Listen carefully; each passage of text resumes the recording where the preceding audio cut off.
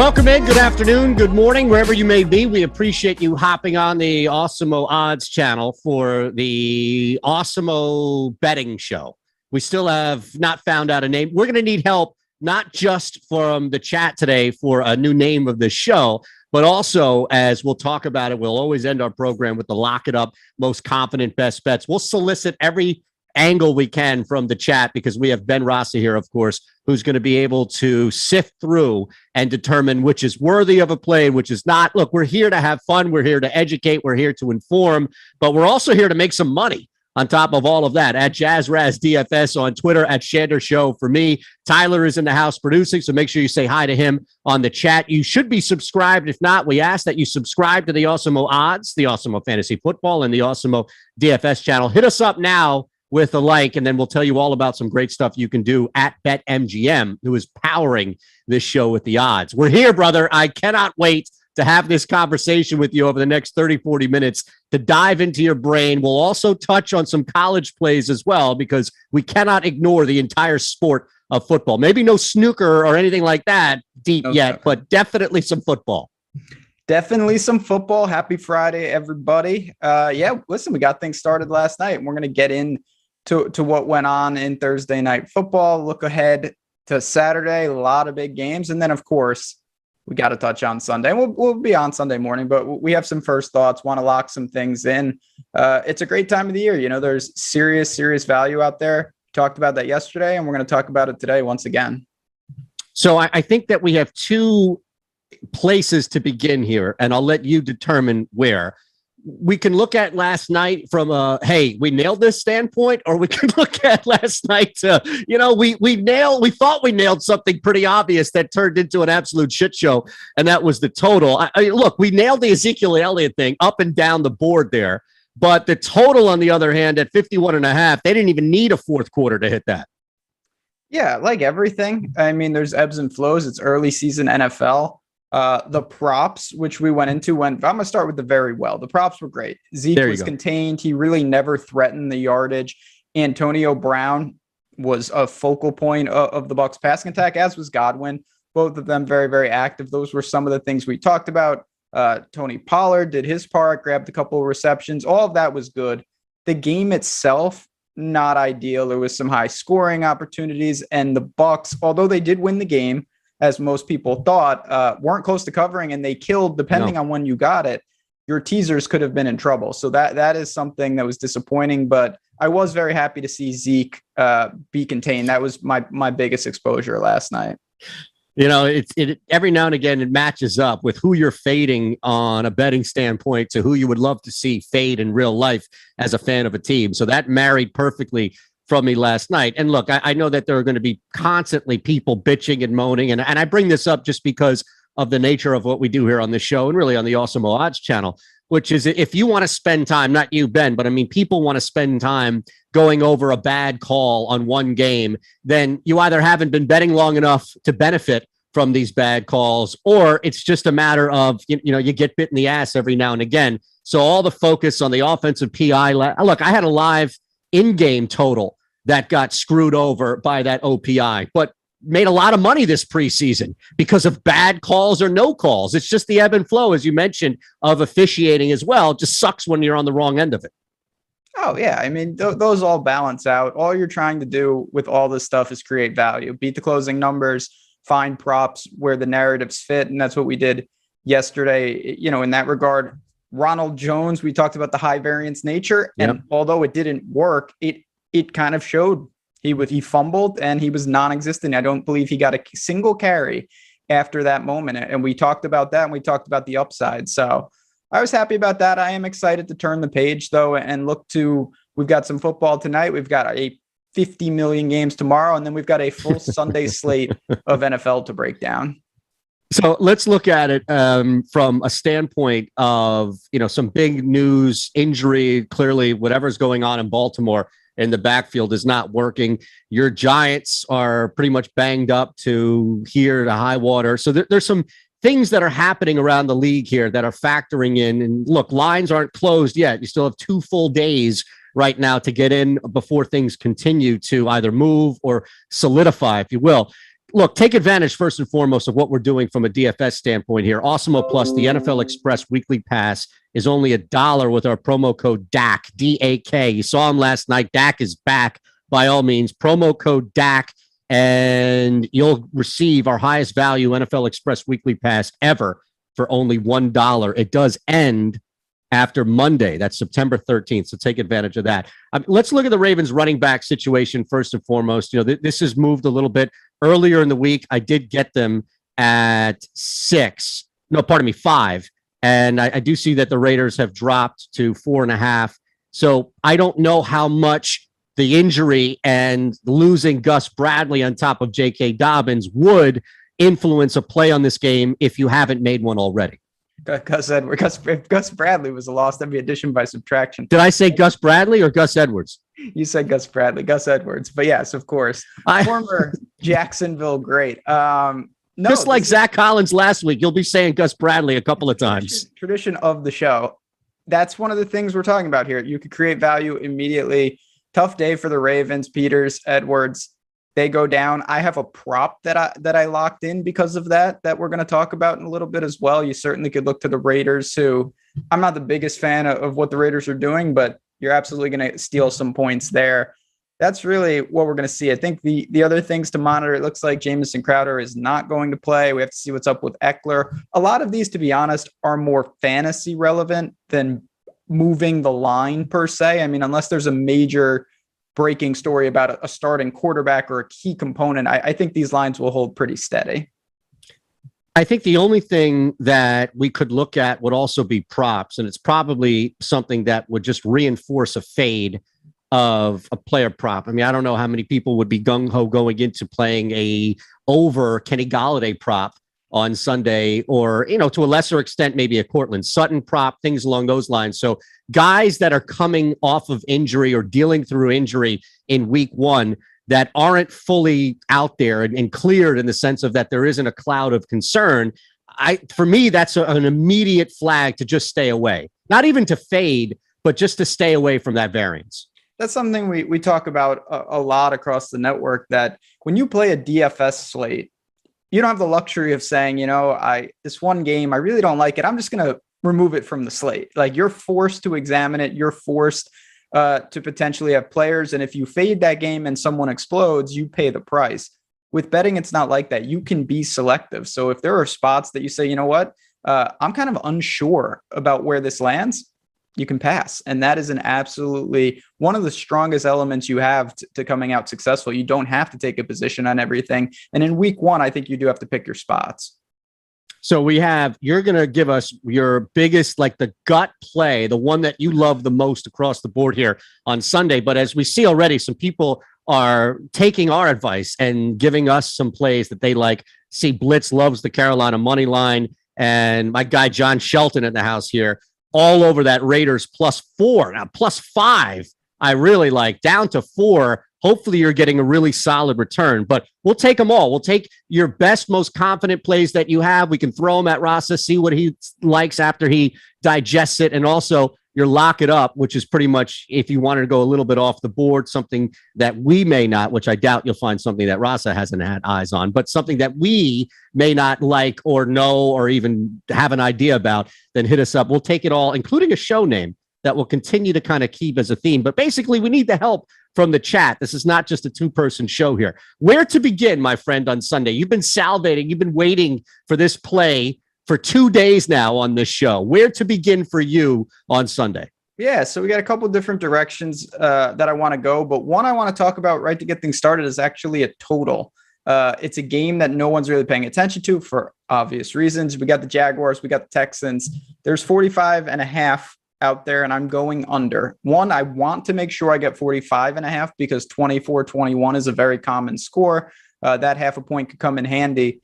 This is a situation I had like most things, I don't try to force bets. I let what I see dictate where I go. Last year, plays per game, Houston, 32nd in the league, 58 plays per game. Jacksonville, 26th in the league, 62 plays per game. So two of the slowest, most methodical, inefficient offenses. I don't see any reason that Urban Meyer is going to change that. I think there's just more questions than answers. You've got Trevor Lawrence and a lot of weapons. I don't know how they're going to mesh. On the other side, I think I know that Tyrod Taylor is not going to be an erratic quarterback. He reminds me of a game manager, not going to turn the ball over, maybe hand it off to their three backs. He's got some mobility. He's got Cooks on the outside. I don't see many ways that the Texans offense is some high-powered machine or very erratic where they're turning the ball over. I see a slugfest. I see a pretty ugly game. I know it's not the sexiest pick, but you know what? We don't care about that. We care about winning the bets. Under 45.5, Jaguars, Texans, really slow, ugly game on Sunday.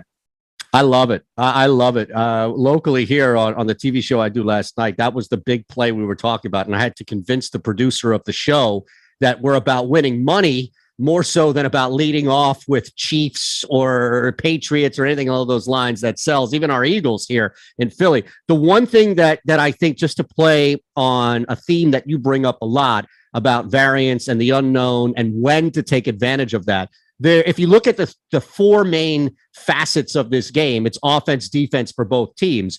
The one known, and this plays on what you were talking about, right into the hands of going up against a game manager and Taylor, but the one known that we have coming into this game is Jacksonville's defense. Like, when healthy, they're legit, and they can play with probably half of the league Sunday to Sunday, depending on when the matchup and all. So that's where I love this total. If there's any element of the game that would be controlled, it would be by Jacksonville's defense first and foremost.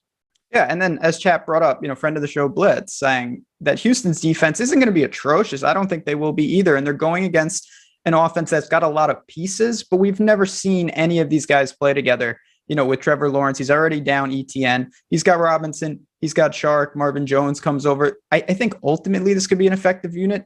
I don't think in week one, though, we're going to see some high-powered, machine-like offense. And both teams have shown in the past they're very comfortable being methodical. If you're the Texans all year, you're going to want to slow the tempo because you're a horrible team.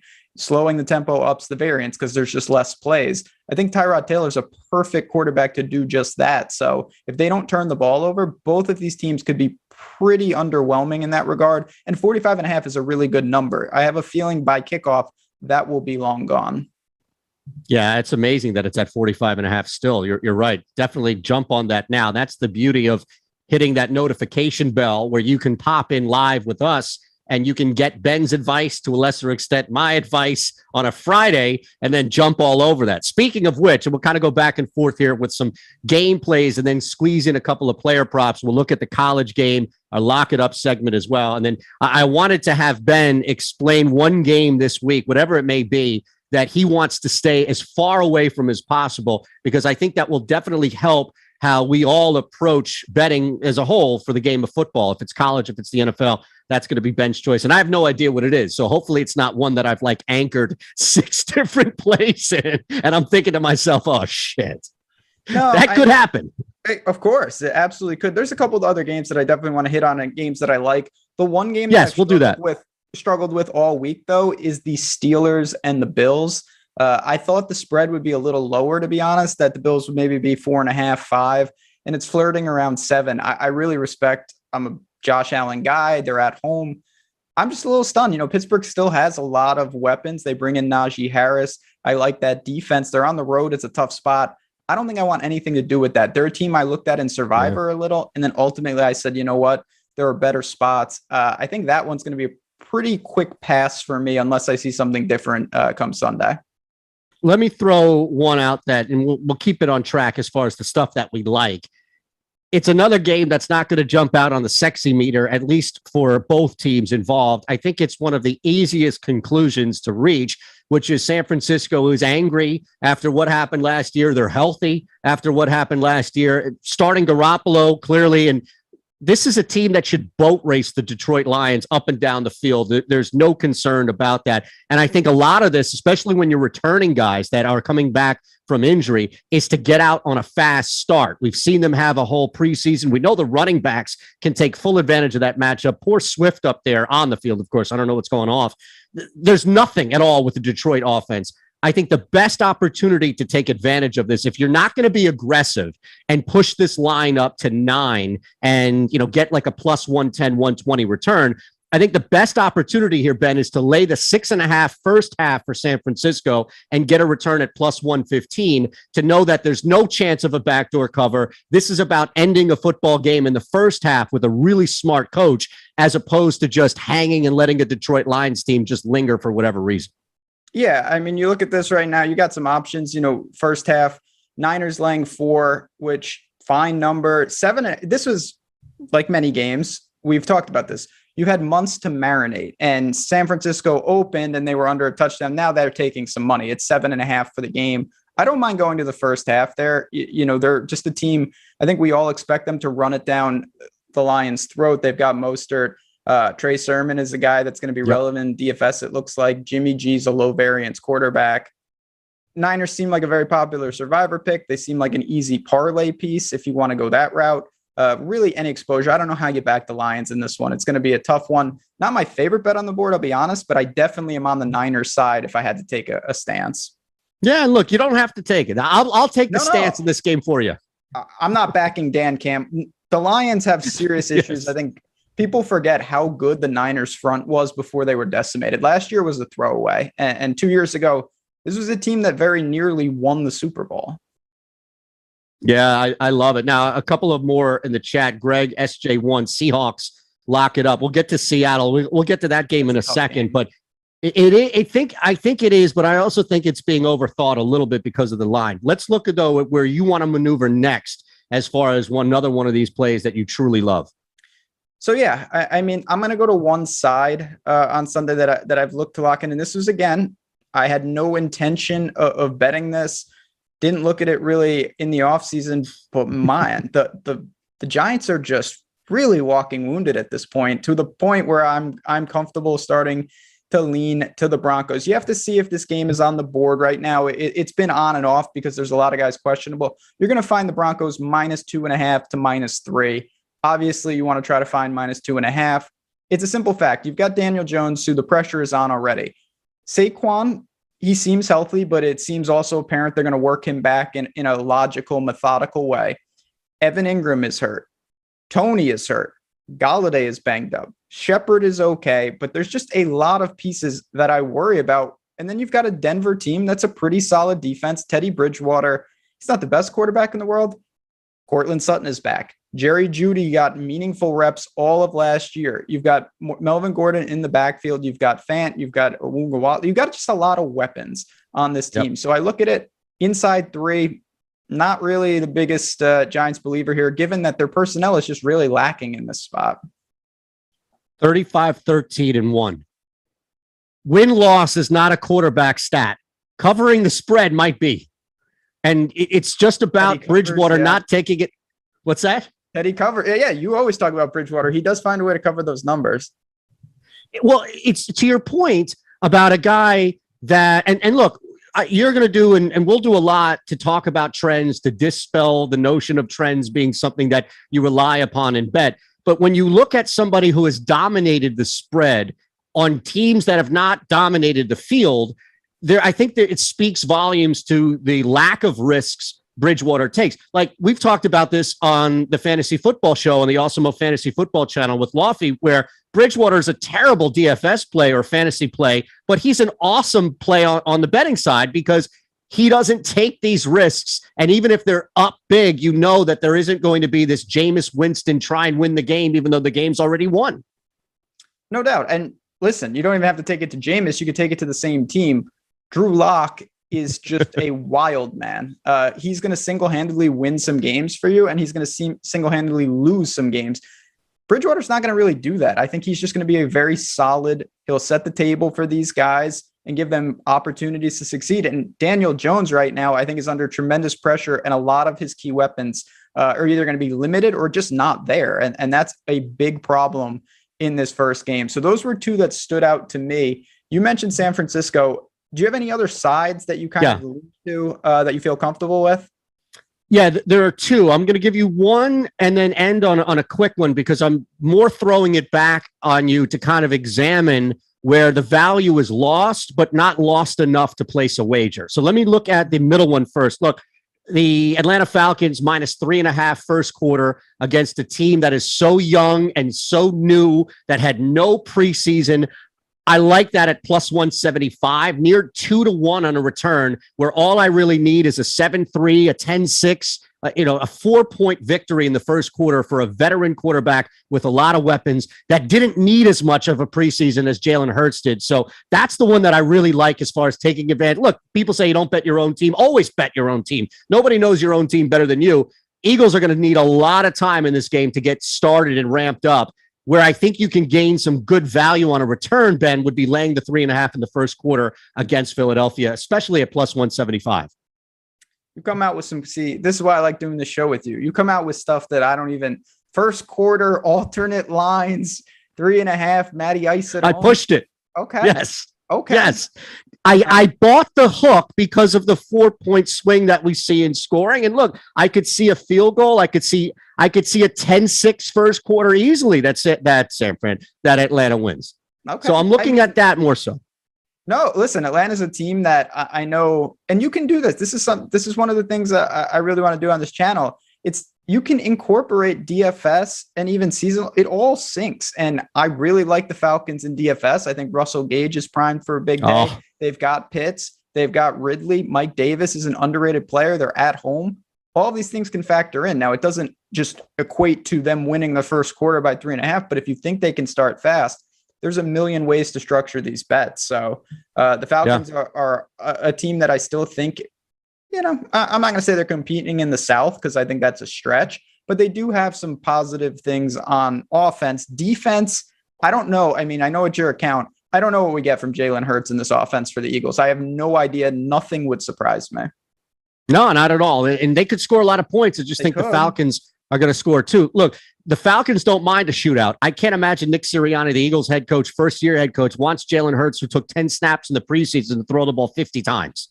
That's just my gut based off of that. Now, we have to get to this. We'll touch on college coming up in a minute here. John Shelton on the chat. And again, we'll solicit everything we can from a name of the show to your lock it up best gut play of the weekend. Shelton has put together a 3-play college 7-point teaser, speaking right to the heart to Ben Rasa here. But let me throw one more out here on a side before we look at a couple of NFL player props, Ben, and that's the Washington team. Now, I got in at 1.5 when they were getting 1.5. It was just the matchup did not look good at all for Justin Herbert, first-year head coach out there as well. We see this menacing defensive front, et cetera, et cetera.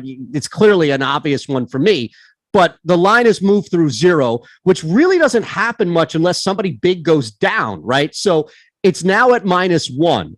The money line is in play as well if you wanted to lay a little bit more. But at what point, and again, everything's fluid, but at what point is it, okay, the value is gone, therefore the bet is gone, as opposed to you like them at +1.5. There really isn't that much difference now at -1. Yeah, I mean, we talked about this yesterday in a different light with teasers, how you don't want to cross 0.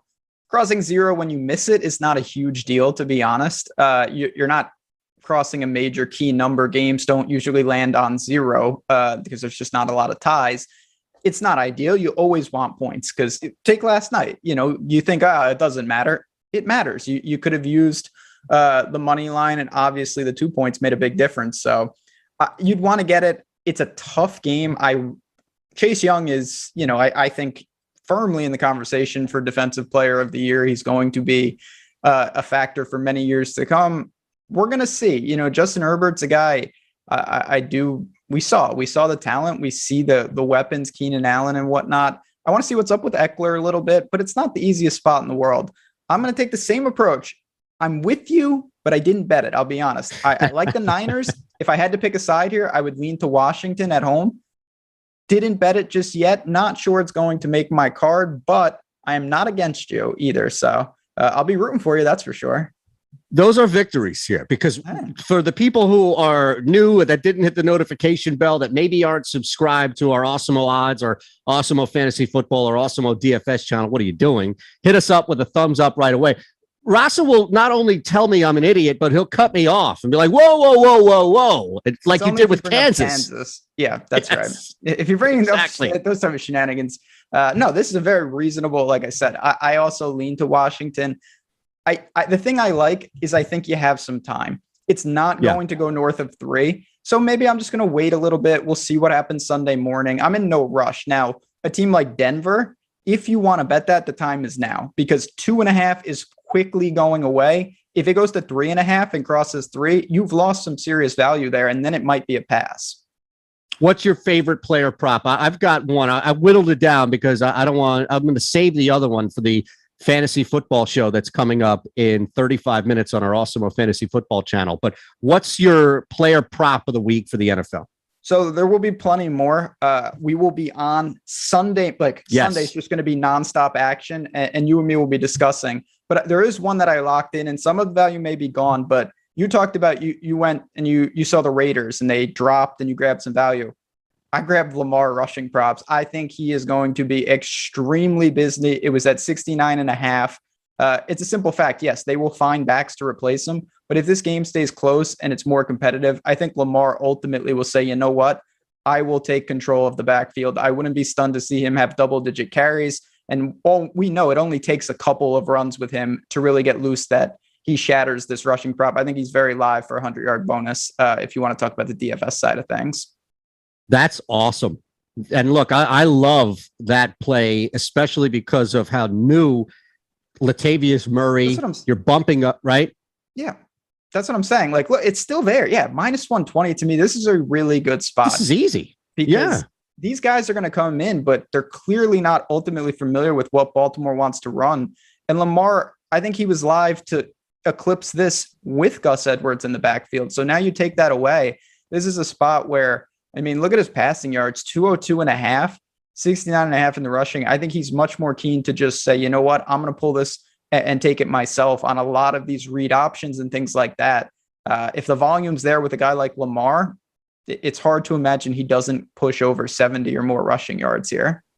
Can I just slide this in? I've already played it, and the book that I got it at, the value was just a little bit less. So depending on where you can see it, we have it here at BetMGM, of course, as a major return. And I think this is worth the play. I've already played it. So full disclosure here, but you know where I'm going, right? Lamar to lead the league in rushing touchdowns. I thought plus 8,000, Ben. Yeah. I mean, listen, that's one, that's interesting. That's obviously a low percentage play, but you're getting a massive return, a lotto ticket-esque. I mean, you've got the setup. If the Ravens really can't find much, they may have to lean on Lamar heavily. You always need your guys to stay healthy. And, you know, he has I give him credit. He has an ability to really avoid major damage more often than not. When he runs, he either gets out of bounds or he gets down. And that is huge for someone like that, because you just know, he's not going to have the volume of the Derrick Henry. That's just never going to happen. But can he make up for it by averaging, 8-10 yards a carry? That is, something that if he has a really highly efficient year, you could see some big output. I know I got him in some of our season-long things that we talked about. Lamar is poised for a big year, even with the losses in the backfield. Our player props, season-long player props tool on Awesemo.com only has 2 individuals in the league projected to have more rushing touchdowns than Lamar Jackson. And this was pre-J.K. Dobbins injury, not to mention Gus, not Bradley, but the other Gus, Edwards. And that's Dalvin Cook and Derrick Henry. That's it. I'm a big Gus fan. Gus is a great name. I should have named my son Gus. It is a pretty cool name. Yeah. I did. Poor kid. Back now. Listen, I have no problem with that, but I'm just going to say, chat, and drop in chat what you think about this. To me, this is the prop. 69.5 rushing yards for Lamar. It is a very, very good spot. The Raiders defense does not scare me. I think it's going to be a competitive game. That's a good thing, because I think that they do value his carries. If it's a blowout, they're not going to, it's like Dak last night. I know that's an injury situation, but he only ran when he really needed to. If the game is out of hand, they're not going to have Lamar running wild out there. But if it's competitive, I think he pulls it a lot, and he's going to, I think, eclipse this number fairly easily. I want to get back to that Seahawks game at some point, and also we'll go back to school, if you will, and hit on some college stuff before we get out of here. But let me hit you with my favorite player prop, and you mentioned his name. Sorry? Please. Yeah, I'm all ears. Plus 230 anytime TD for Russell Gage. think this is a guy who's going to take full advantage of not being the number one or really number two target for that Philadelphia Eagles defense. They're top heavy with one, maybe two cornerbacks that can help. They've got a decent linebacker core that can stop or at least try and neutralize the tight end position. Here's Russell Gage, who has done exceptionally well when given an opportunity to fill in that void. Now as the clear-cut number two wide receiver with some big play capability. I love him just scoring a touchdown at any point in this game on Sunday. I have no problem with that. That's one that did a show the other day with shout out to Jordan Vanek, who was talking about this. The Eagles, they employ a lot of cover too. It really blankets the over-the-top nature, kind of like how the Colts do it. And that hurts Ridley. And guys will be able to work underneath. Russell Gage is that guy. And with Julio gone, he had a massive target share last year in the sense they threw the ball a lot. So it's just going to be ample opportunities indoors. I have no problem with that. I know everyone is enamored with Kyle Pitts. He's fantastic. I think he's going to be very good. But don't forget about Russell Gage being a real factor in this Falcons offense. So over 2-1 on that, I have no problem with that. Maybe I will add that to the card as a kind of an exotic play to round things out. I like it. Look, if you're putting your money behind it, I feel even better. Well, that's what we hear. That's what we're here to do. Like it's easy to throw out, give me this no, team. Trust me. Well, who the hell cares if you're not going to back it? That's what we're trying to do, and that's what we're all about here. No, trust me. Then you'll feel it at least with emotion, because it was the start of the show. I got bit in the ass 3 times over, including 2 live in plays on that under last night. So I'm not happy at all about that. But look, you win, you lose. Let's go back to school here. You've got a couple of strong college plays. I'm going to give one as well, and then we have to hit John Shelton's 3-leg 7-point teaser and get your thought on this monstrosity of a bet. It wouldn't be a show without some type of teaser getting in from the clouds. Well, full disclosure, Shelton's one of my guys, so we think alike. Yeah, yes. I'm not surprised. I see the resemblance, but I respect a good teaser as much as the next guy. All right, here we go.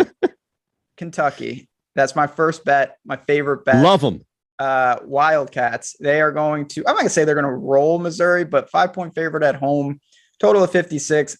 This Kentucky team, they get the Penn State transfer in Will Levis. He looked great. They crushed Louisiana Monroe. That doesn't mean anything. Missouri won by 10 points against Central Michigan. I mean, listen, a win's a win, whatever.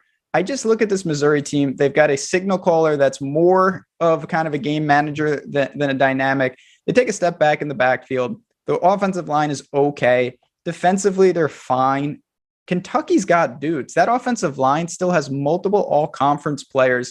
Levis is stable. Rodriguez in the backfield, very good. Wan'Dale Robinson, the Nebraska transfer, 2 touchdowns in the first game. He can stretch them vertically. He seems healthy. And then you look at the other side. Kentucky, again, they suffered some losses. They brought in a big-time transfer in the middle of that defense. That's going to shore up the linebacking core. They're at home. I think they're just significantly a better team than Missouri. 5 points or minus 200 if you want to play it safe.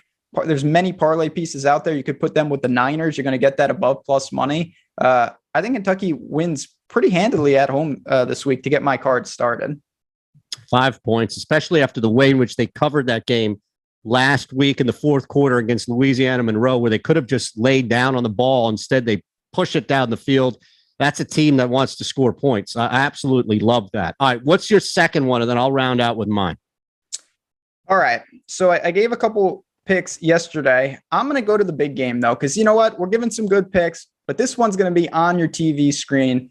Iowa State. Biggest game of the week. Hawkeyes, 10th in the country. Iowa State, 9th in the country. It's in Ames. Iowa State is a 4.5-point favorite. I'm going to go on my Cyclones. They're going to get the job done. I know everybody is saying, okay, Iowa last week, they smoked Indiana. They looked absolutely unstoppable. Iowa State almost lost to an FCS school. They played Northern Iowa. They were 31-point favorite. They won 16-9. Not great. Still, let's not panic. Let's take a step back. Everything is in front of them. They return the entire team. Brock Purdy at quarterback. Breece Hall is the best running back in the country. The offensive line returns intact. Hutchinson, Kohler could be a pro at tight end. The defense is stable. They didn't play well last week. They will play better. They are at home. On the other side, Iowa. Petrus, their quarterback, is the ultimate game manager. He does absolutely nothing. No offense to him. They want to run the ball with Goodson, and they're very good at doing that. They have a good offensive line, and they want to put pressure on you on defense. I just think when I look at Iowa State, they are uniquely set up to handle that. They have a good front. They are going to be able to handle Iowa's front. And if Iowa State, Purdy is certainly, I don't think anyone would argue, he is the better signal caller than Petrus. So you see this game, it looks like I was taking some money, but I think that's more reactive off of last week. People playing recency bias with what we saw. -185, -4. Iowa State at home. People are talking like they're a national title contender. If that is true, you have to win this game. Iowa's a fine team, but they're no juggernaut. Iowa State will get it done at home. I think they win pretty comfortably, and they look a hell of a lot better than last week. Ben. Well, you're on the other staring side? at my Iowa plus 170 money line ticket, thinking. Talk to me why, just out of curiosity, because I see a lot of people on that side of it.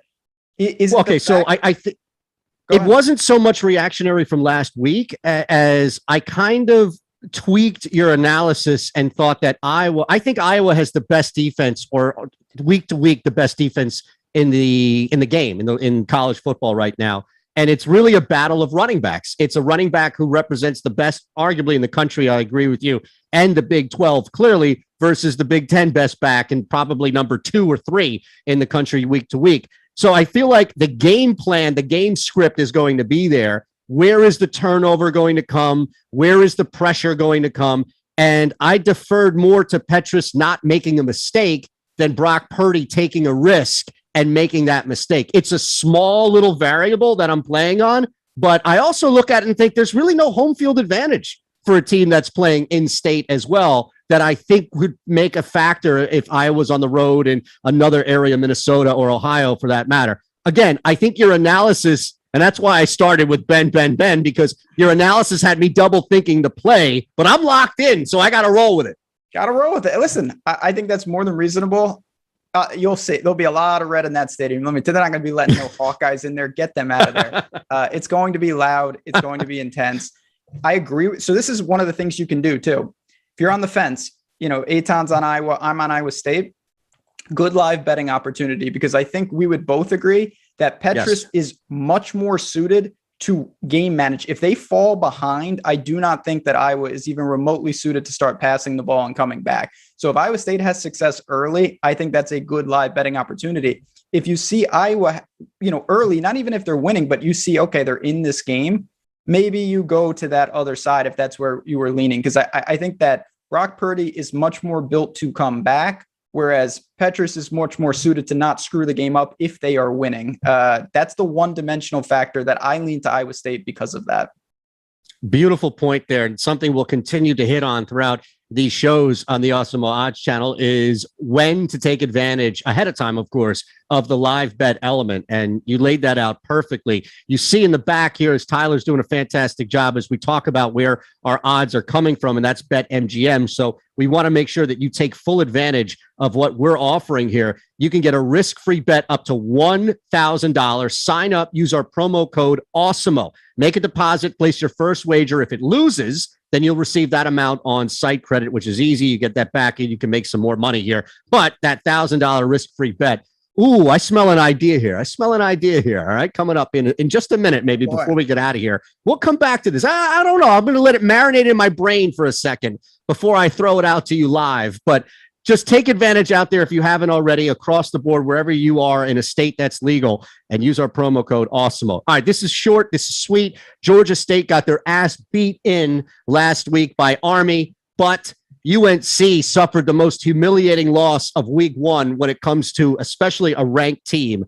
Georgia State is not only getting 25 points, Ben Rasa, but they're getting 4 of their top players back, including arguably the best wide receiver in the Sun Belt Conference. I don't think this is just a simple bounce back for UNC and throttle a squad. And this is why I think that number makes sense, is that I can easily see a 31 or 34 to 3 to 7 game heading into the fourth quarter. Georgia State has the ability to score. They have the ability with healthy. Guys were out for COVID stuff. So with the 4 guys back, especially that wide receiver, this is a backdoor play all day for me, Georgia State plus 25. Well, like I said, normally when I do shows, they point to me as like, give us a game that nobody's thinking about. You got that covered, so I don't even need to do anything. You got Georgia State coverage. That's a new one. Strength and honor. More power to you. North Carolina is obviously working through some things, and it's not shocking. They lost two backs that we're going to be talking about on Sundays. They lost 2 top-end receivers. Sam Howell is there, but what else is there? So we have to see exactly what they're going to do. Now it's clear they're not going into Lane Stadium to play Virginia Tech here. They're at home. They're playing Georgia State. They're going to win. By how much? I have no idea, but you are getting a boatload of points. I know your boy in chat used this in his teaser as well, so he's got it up to 33, really thinking that Georgia State can make it respectable. And I think that's a fine, reasonable point. I may have given it out on another show. Okay. Even earlier today. I may have. Now the truth comes out. Okay. 2 plays. Look, I'm not recycling. It's just a matter of reinforcing. There's a difference. Absolutely. Right. As everyone knows here, you should be checking out The Breakfast Menu. Me and Josh Engelman, we have some fun every morning. Quick, easy thing to get your day started. And I gave out some of my favorite picks there as well. And we talked about them in this show. So there's nothing wrong with that. How you arrived at Georgia State, that is one I'll never know, but I like it. Well, I have a guy that every now and again I get a nice little sharp tip from, and there was some Georgia State. A lot of it though was the COVID guys coming back. I have 2 people on speed dial for sharp plays. You're one of them. I appreciate that. And these are little edges that you can take advantage of. Personnel, guys missing, guys coming back. The lines sometimes are stale, and that's something you want to jump on when you can find it. Let's look at Shelton's monstrosity here of this 3-play 17 teaser, and then Beatboz has one in the chat as well from college to throw at you. Utah State laying the 6. But let's look at this teaser. It's already been worked down. Michigan's now a pick'em. Georgia State bumped up to plus 33, and Boise State to 19. Yeah, so we got a couple of things here. We got one. UTEP looked good, but they're playing New Mexico State. Obviously, totally different situation. They're going up to the blue turf tonight. I think the biggest question you have to ask yourself with that parlay is what is up with Washington? They're a ranked team that lost to an FCS school last week. Clearly, they're not that bad, but there's also some serious concerns. I don't know what to make of that. They lost to Montana. Now they go into the big house at night. I get what you're doing there. We're going to find out. Michigan rolled Western Michigan. Cade McNamara looked all right. Their best player, Ronnie Bell, is out for the season now. They need someone to step up on the outside. Clearly, I think in this teaser, the spot I'd be most concerned about is Michigan winning that game. I think at home they've got every opportunity, but Washington is a quality team that just had one of those games where they slipped up against a school they would beat 99 out of 100 times. Utah State laying the 6. Beatboz liking that. Good number. So if you lock that in, you've created some value because I see 7s out there right now. North Dakota is a made up school. They don't play, they play in the FCS. I don't know anything about them. Utah State's not expected to have a good year. And that's why you see, a competitive spread against a team that realistically, this is not a big time football program. But again, Beatboz, you got that number. You, sir, have created some value for yourself. If you're beating the closing lines, you're doing something right. So more power to you. I didn't bet that game tonight, though, on my personal card. All right, so we wind down here.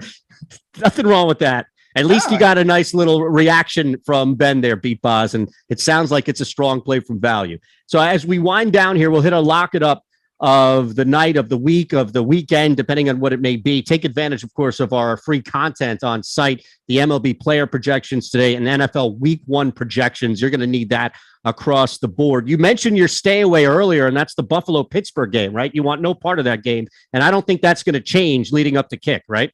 No, it's just I really the spread was just awkward to me, and you know what? Something doesn't seem right. There's a million games Saturday. There's a million games Sunday. I always believe that if something doesn't seem right, err on the side of caution. You never can lose. I know it's, kind of cheesy, but like those sayings are all true. Like you can't lose if you don't bet it. If you're selective, just stay the course. No reason to fire unnecessarily. So that's one I'm comfortable just passing and watching it from a DFS standpoint. What's your lock it up? Play of the night, play of the day, play of the weekend, play of the year. Yeah, that's it. Play of the year.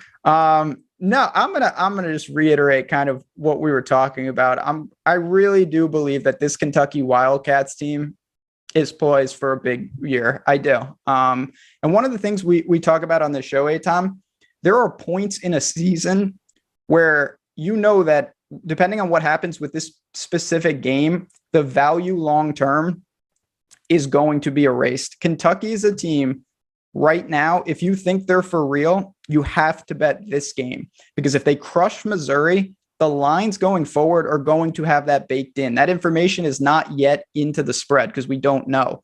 Once we see, hopefully, them destroy Missouri, you're not going to be able to bet them in some of these spots with the value we've created. So I think the time is now. Now, obviously, when you do that, you open yourself up to being wrong, but that's the whole nature of all of this. So I think that inside of a touchdown for Kentucky is a really, really good spot. I think we see an effective version. Will Levis is not getting enough love, the Penn State transfer, as I mentioned. He's a good quarterback. He had no rushing yards in the first game. He's a dual threat. This is a guy that can absolutely run if he needs to. He had over 350 yards passing. I think we see a big game from him. If I could only bet one game tomorrow, it would be Kentucky. Wow, that is a statement right there from Ben Rasa. I love it. All right, I'm gonna fry your brain on the way out here and do something that we really shouldn't do. But this is about a confidence play versus the true. Look, we have true lines versus home field advantage all the time. This makes no sense to me that a 3.5 to 4, 3-point line, pardon me, only moved a point from New Orleans to Jacksonville. It's a 5.5 point true line as I look at it for Green Bay. I know this has moved already through 0, but that happened months ago. It feels like that Green Bay opened up as the road favorite, and then clearly it only moved that 1 point. I'm going to bump them up to, because here's the thing. I think at 3.5, this goes back up to 4, maybe even 4.5 by kick, because you're already north of 3 at that hook. So what I'd like to do is take advantage of a return from an alternative spread now, as opposed to losing that value with my prediction of it moving back to 4.5. I'm going to bump them up to 5.5 for even money and take advantage of what I have as the true line, Green Bay -6 on the neutral field. But what are you like I said, you get into the weeds. I don't even know. Are you on Green Bay or are you on the Saints? Talk to me here. I'm laying 5.5 of the Packers. Okay. So you're getting a better line. You're willing to incur a little more, like a pleaser almost. Yeah. Okay. Yeah. I like that term. Yeah. Pleaser, not a teaser. You're not getting points. You're giving a little more, because you can get the Packers certainly better than that number, but you say, you know what? I'm going to jump on that. I'm going to kind of make myself a pleaser and take even more risk on, because you think the move from the Dome to Jacksonville, little not being factored in enough. Is that fair? Yeah, that's exactly it. I mean, that's listen, exactly it. We're going to find out, because Marquez Callaway he's going to be a popular DFS play. He's got a lot of pressure, and the Packers, they got some corners that can cause some problems. And it's just him and Kamara out there, really. I want to see what this Saints offense looks like with a lot of new parts, and certainly not at full strength without Michael Thomas.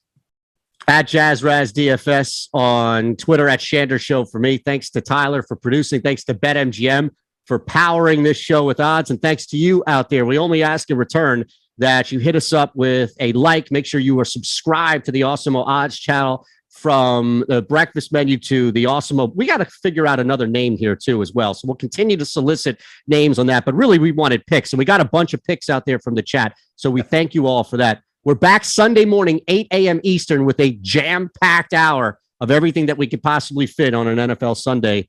So for Ben, for Tyler, for Awesemo Odds, have a great night and good luck.